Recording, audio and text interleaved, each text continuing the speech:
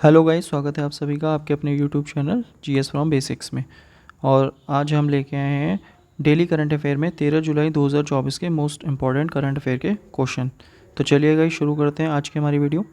तो आज का हमारा पहला फर्स्ट क्वेश्चन है, हाल ही में सफलतापूर्वक प्रक्षेपित एरियन 6 रॉकेट का संबंध किससे है? तो एरियन रॉकेट का संबंध अगर देखा जाए तो यह है यूरोपीय अंतरिक्ष एजेंसी, यानी ऑप्शन बी इसका राइट आंसर है, यूरोपीय अंतरिक्ष एजेंसी। और इसको अगर हम शॉर्ट में बोलें तो इसको हम ESA यूरोपियन स्पेस एजेंसी भी कहते हैं। और ये जो प्रक्षेपित किया गया है ये लगभग अगर देखा जाए 4 साल बाद किया गया है। और इसका जो प्रक्षेपण हुआ है, इसका प्रक्षेपण आपको याद रखना है, ये बड़ा ही इम्पॉर्टेंट है, ये कोरू। और कोरू अगर देखा जाए ये पड़ता है आपका फ्रेंच गुआना में।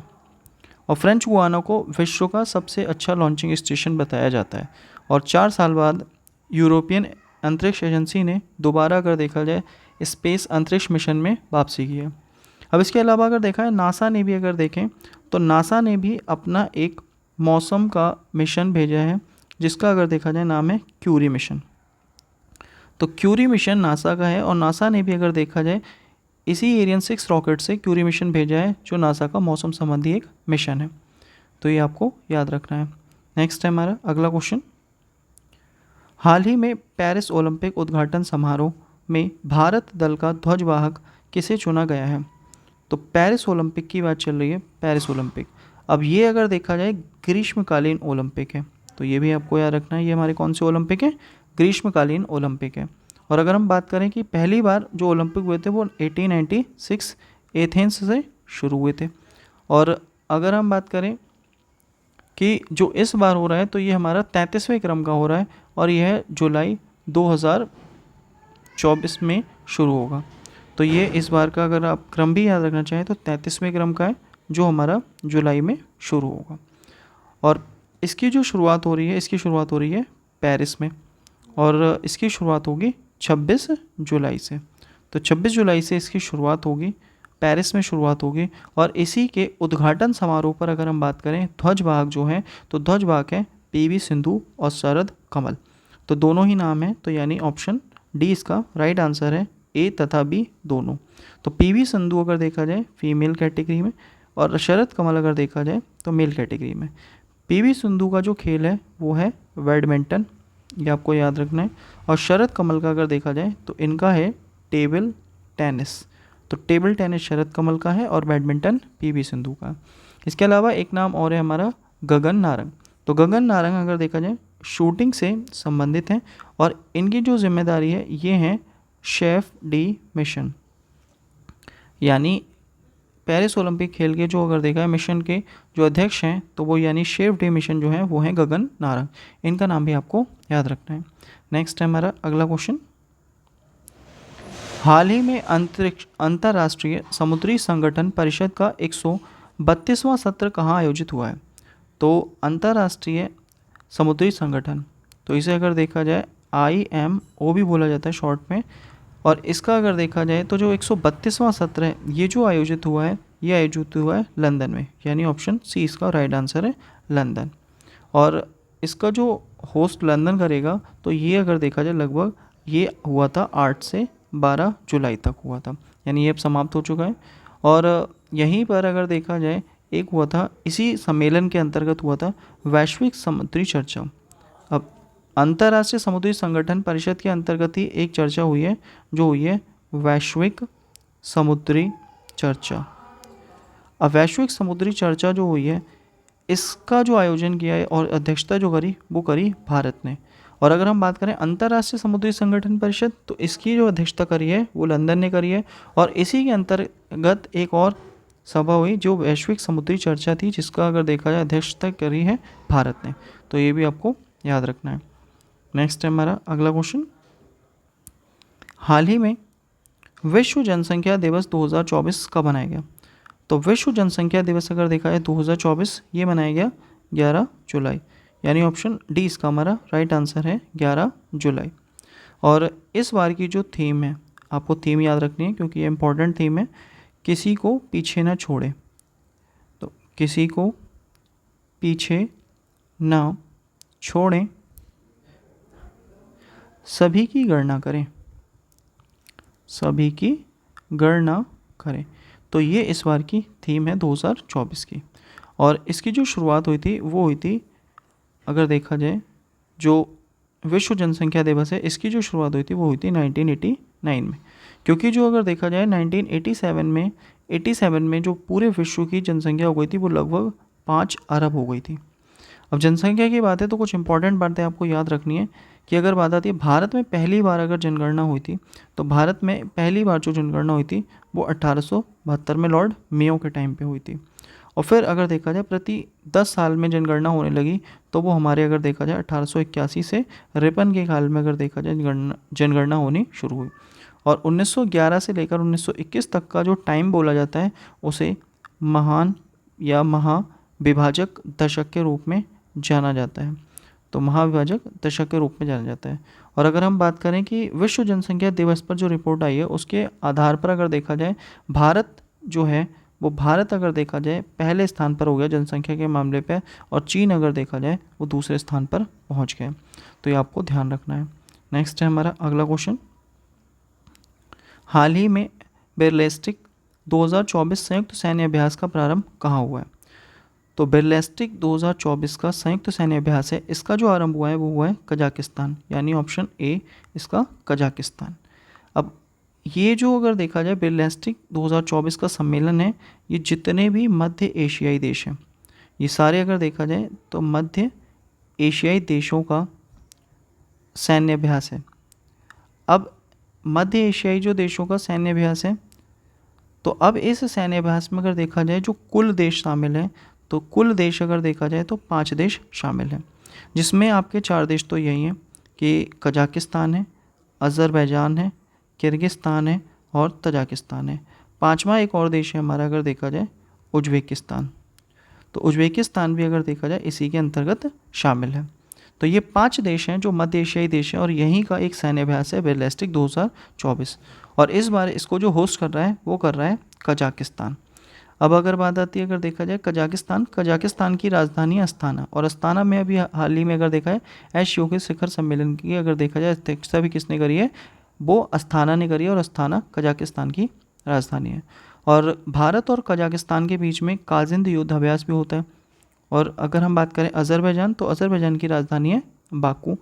किर्गिस्तान के साथ भारत का एक संयुक्त सैन्य अभ्यास होता है जिसे बोलते हैं खंजर। और उज्बेकिस्तान के साथ जो एक युद्धाभ्यास होता है भारत का वो होता है डस्लिक। तो ये सभी बातें आपको ध्यान रखनी है। नेक्स्ट है हमारा अगला क्वेश्चन, हाल ही में कोलंबो सुरक्षा सम्मेलन ने किसे 5वें सदस्य के रूप में शामिल किया है? तो कोलंबो सुरक्षा सम्मेलन ने 5वें अगर देखा जाए सदस्य के रूप में शामिल किया है, तो ये किया है बांग्लादेश को, यानी ऑप्शन बी इसका राइट आंसर है बांग्लादेश।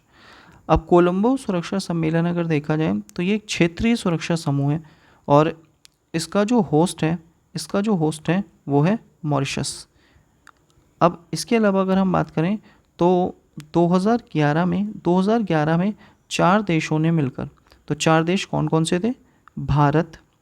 भारत के अलावा श्रीलंका, इसके अलावा मालदीव, और चौथा था मॉरिशस। इन सब ने अगर देखा जाए तो 4 देशों ने 2011 में अगर देखा जाए इसकी स्थापना करी थी कोलंबो सुरक्षा सम्मेलन की। और इस बार का जो होस्ट है वो मॉरिशस है, और अगर देखा जाए इस बार ये 8वें क्रम का सम्मेलन हो रहा है। अब अगर बात करें इसी के अंतर्गत, तो जो बांग्लादेश अगर देखा जाए तो यहाँ पर इसमें 5वां अगर देखा जाए सदस्य देश के रूप में शामिल हुआ है। और अगर हम बात करें कि जो कोलंबो सुरक्षा सम्मेलन है इसका जो पर्यवेक्षक देश है, तो पर्यवेक्षक देश अगर देखा जाए जो है वो है आपका सेशेल्स। तो ये अगर देखा जाए ये नाम भी आपको याद रखना है। 5वां सदस्य बांग्लादेश है और पर्यवेक्षक देश अगर देखा जाए सेशेल्स है। और मॉरिशस इस बार होस्ट है, और मॉरिशस की राजधानी है पोर्ट लुइस, जहाँ विश्व हिंदी सचिवालय स्थित है। तो ये सभी बातें आपको ध्यान रखनी है। नेक्स्ट है हमारा अगला क्वेश्चन, हाल ही में मेडी डिवाइस नामक एक ऑनलाइन मेडिकल प्लेटफॉर्म किसने लॉन्च किया है? तो मेडी डिवाइस अगर देखा जाए तो इसकी फुल फॉर्म है मेडिकल डिवाइस इंफॉर्मेशन सिस्टम। तो ये अगर आ जाती है पेपर में तो ये आपको ध्यान रखनी है, मेडिकल डिवाइस इंफॉर्मेशन सिस्टम।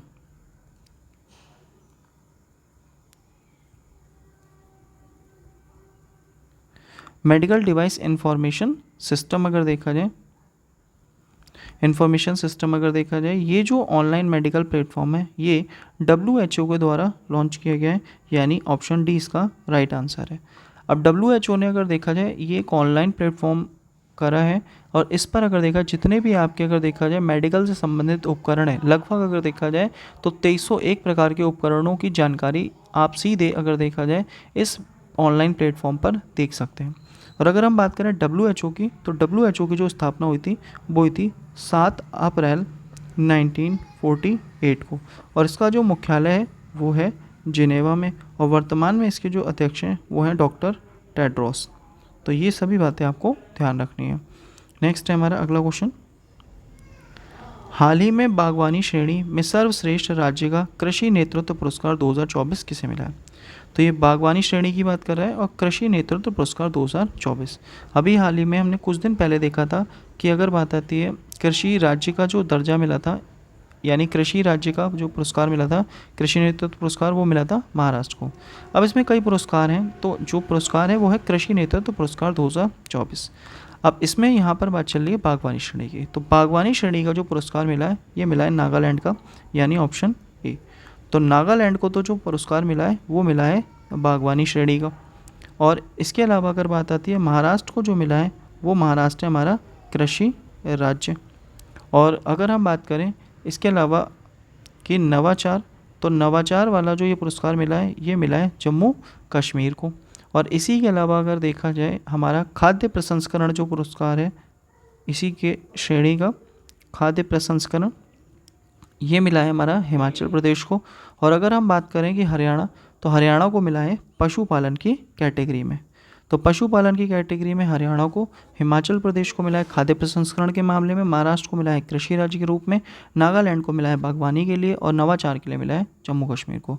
तो ये सारे कृषि नेतृत्व पुरस्कार 2024 के अंतर्गत मिले हैं, और ये सभी नाम इंपॉर्टेंट है, ये सभी नाम आपको याद रखने हैं।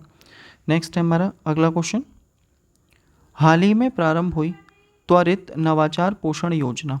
तो त्वरित नवाचार पोषण योजना का संबंध किससे है?